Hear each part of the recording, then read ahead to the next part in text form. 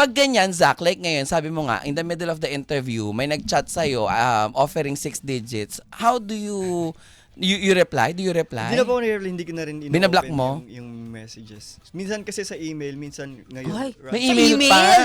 Grabe sa yun. work Professional. Totoo. Anong pinakamalaking in-offer sa'yo, Zach? Pinakamalaki is parang half. Million. Yeah. Oh, sasamahan mo lang siya, dinner, Yeah, gano'n. mag-aayak ng dinner. Yeah, coffee. Tapos after ng dinner kasi Iba syempre, na, dun na. iba na yon. Oo. Ikaw, JC, ano yung pinakamatinding offer sa'yo? Sa ibang bansa din. Mga fly, all expense, ganyan, oo. Sa'yo, Rans, wala ka pa natatanggap na ganyan? Wala. Talaga So, ba? yeah, oo, wala pa talaga. As in, like, ewan ko siguro kung Gusto mo saan ba? kasi ako. Gusto mo ba na?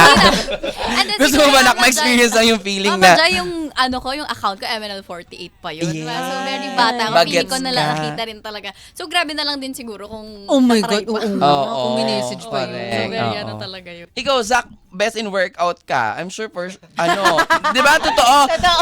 Hubad-hubad ka sa IG mo, nakikita ko. So parang feeling ko siya, parang ano yan, yun yung audition mo. yung audition to your next, Ready na siya. chat. May mga ganun. Beses na ako na nakita yung mga ganyan na Messages? Parang, hey, do you accept 500,000? Meron ka din. Tara. Di ba merong ikaw din, Raven, meron din? I'm sure. Ano yung pinakamalaki na offer? Hindi ko titignan na, but parang automatic na minsan pa sa work email nandun yung manager ko magme-message ka. Ay! Saka, pero parang hindi na rin kasi ako masyadong nagugulat. Kasi parang since Nasanay na. bata pa ako, like 19, nakaka-receive na ako. Imagine, Grabe, at the age no? of 19, ang Teen ka pa bata-bata pa nung kagaya ni Raven or kung sino man po yung pwedeng may pagdaanan na ganyan. Ang bata-bata pa, tas mamumulat sa ganun, di ba? It's reality. It's reality. People go for younger, which, sorry guys disclaimer if you guys get triggered, pero Yes. we live in a very strange world where humans are a little, Monsters.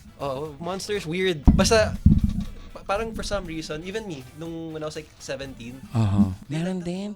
parang Oh. Mas madaming ang ganun pag younger ka. Kaya dapat po maging be very careful po talaga. Siyempre, tamang mga tao sa paligid, 'di ba? Napaka-importante na you have friends, Safe kung environment hindi ka talaga. close sa iyong pamilya, 'di ba? Yung meron kang safe space within your circle sa mga friends mo para may nakaka-exchangean ka ng mga thoughts mo. Kagaya ng pinag-uusapan natin, it's very sensitive na topic, pero syempre it's also a good reminder to our young listeners na to be very, very careful.